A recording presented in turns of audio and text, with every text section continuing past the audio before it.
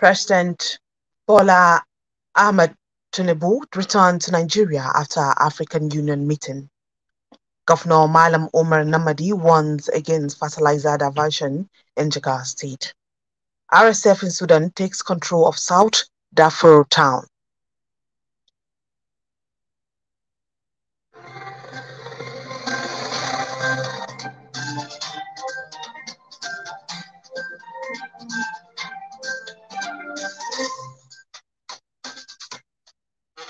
Today is Tuesday, 30th Zulhijjah, 1444 after the Hijrah of the Prophet Muhammad sallallahu alaihi wasallam, which is equivalent to 18th July 2023. President Bola Ahmed Tinubu has arrived in Nigeria from Kenya after participating in the fifth mid-year coordination meeting of the African Union. President Tinubu on Monday departed from Nairobi, where he met with other leaders on the continent last weekend. At the AU meeting, the president said Africa could not attain integration and prosperity where Africans languished in pain and anguish. He reaffirmed Africa's unity and strength while strongly rejecting the notion of a new scramble for the continent.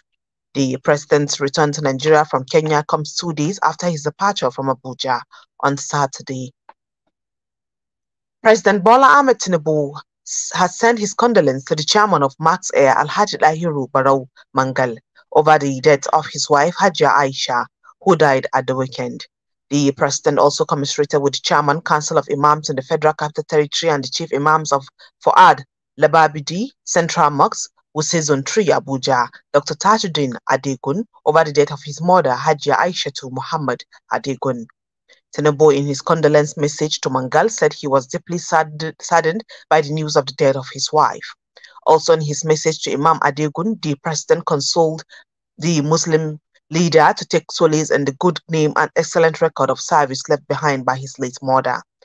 President Tinubu, in a statement by his spokesman, Dele Alaike, on Monday, prayed that Almighty Allah grants his deceased Al-Jannatul Firdaus. Vice President Kashim Shettima has restated commitment of the Bola Tinubu's administration to address banditry and security challenges bedeviling the Northwest region. Shettima stated these while interacting with journalists on Sunday in Kano. The vice president was in Kano to condole with the family members of late Abubakar Galadanchi, who passed away on Friday. He said the president had concluded plans to provide lasting solution to security challenges bedeviling the region. According to Shettima, the president will soon unveil a new strategy to tackle banditry and killings in the region. He said that the crisis in the region was associated with poverty and social exclusion, stressing that the president is determined to address it. The federal government has disclosed plans to kickstart the implementation of the rebranded National Agricultural Growth Scheme and Agro Pocket in 5 states, where the Agricultural Transformation Agenda Support Program Phase 1 ATASP-1 project has been implemented. The targeted states include Niger, Kebbi, Jigawa, Kano, and Sokoto. National Agricultural Growth Scheme and Agro Pocket is an ICT-based platform used for farm input delivery such as fertilizers, seeds, agrochemicals, among others, to farmers across the country. Speaking in Abuja during a preparatory meeting of stakeholders for the implementation of the project, the Permanent Secretary, Federal Ministry of Agriculture and Rural Development, Dr. Enes Omahi, noted that the key objective is to increase the production of wheat, rice, maize, sorghum, and soybean through the provision of farm input to small-scale farmers during wet and dry farming season. Omahi said that under the program, a total of 60,000 smallholders, farmers in 26 local government areas of the 5 ATASP-1 state that are involved in the cultivation of rice, maize, and sorghum will be supported with critical farm inputs such as fertilizers, seeds, and agrochemicals with a view to increasing their productivities, household incomes, and livelihood. The federal government has confirmed the case of anthrax in Nigeria after disclosing on Monday that the disease was detected in a farm in Niger State. Federal Ministry of Agriculture and Rural Development said that it is deeply concerned to announce the confirmation of an anthrax case in Niger State, Nigeria. The case was in a multi-species animal farm comprising of cattle, sheep, and goats located at Gajeri along Abuja-Kaduna Expressway, Suleja, local government, Niger State, where some of the animals had symptoms including oozing of blood from their body openings, anus, nose, eyes, and ears. The ministry had a few weeks ago communicated the risks of incursion of anthrax into the country following confirmed outbreaks in Ghana and other countries in West Africa. The disease can also be transmitted through contaminated pasture, feed, and water. The clinical signs of anthrax in animals include sudden death and blood oozing from natural body openings, nose, ear, mouth, and the anal region. The news is coming to you from the studios of Sawaba Radio. Moments after this short break, stay tuned.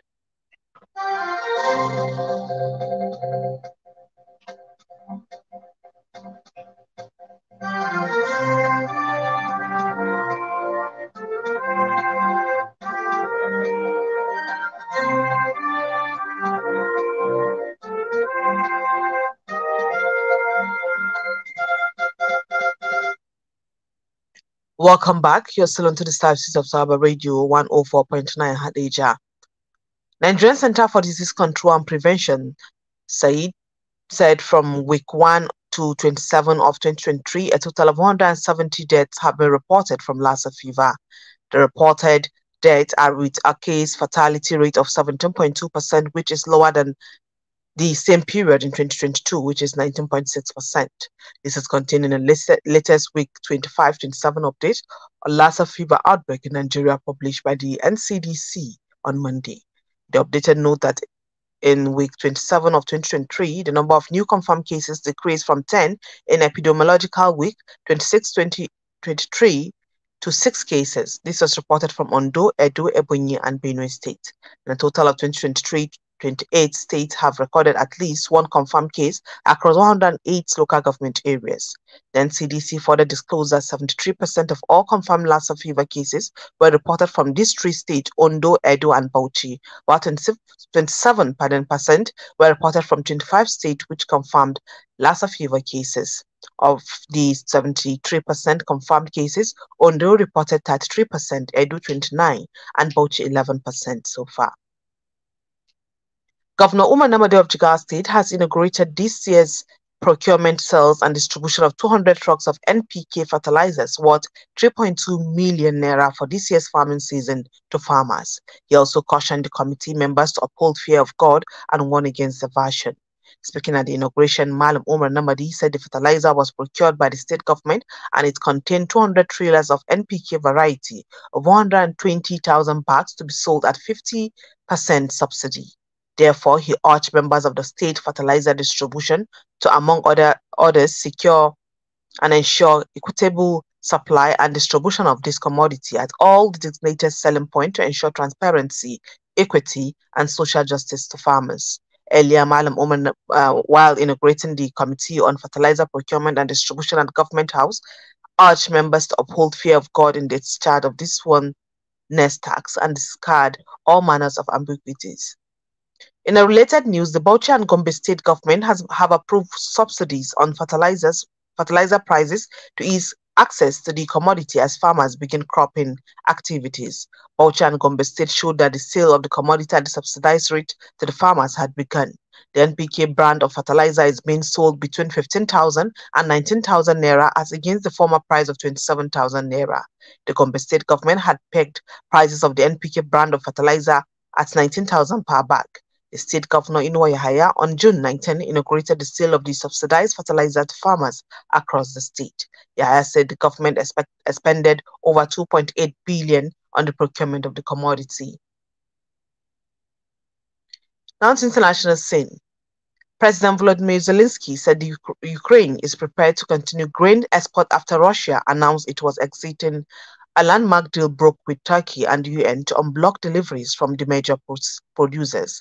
The agreement, which has enabled the export and cargo of more than 32 million tons of Ukrainian grain over the last year, is due to expire yesterday. President Zelensky said Ukraine, the United Nations, and Turkey can jointly ensure the operation of the food corridor and the inspection of ships. Russia also accuses rich countries of profiting from the bulk of Ukrainian exports. According to United Nations figures, China, Spain, and Turkey are the three main beneficiaries of the grain shipments. Zelensky said on Monday that 60% of the volumes were exported to Africa and Asia. The paramilitary forces fighting against the army in Sudan has taken control of a town in South Darfur with further reports of human rights abuses. Clashes between the rapid support forces and the army have forced several thousand families to flee the town of Kars. There is report of RSF fighters looting or destroying government buildings and markets. Since the war broke out in mid-April, non-Arab communities across Darfur have been targeted by the RSF and allied Arab militias. Heavy fighting is continuing in the capital Khartoum and several other areas as regional and international mediation efforts continue to end the conflict. That war left around 300,000 people dead so far. That has been the news. Before I go, a recap of the major stories. From the news warhead, President Bola Ahmed Tinubu returns to Nigeria after African Union meeting. Governor Malam Umar Namadi warns against fertilizer diversion in Jigawa State. RSF in Sudan takes control of South Darfur town.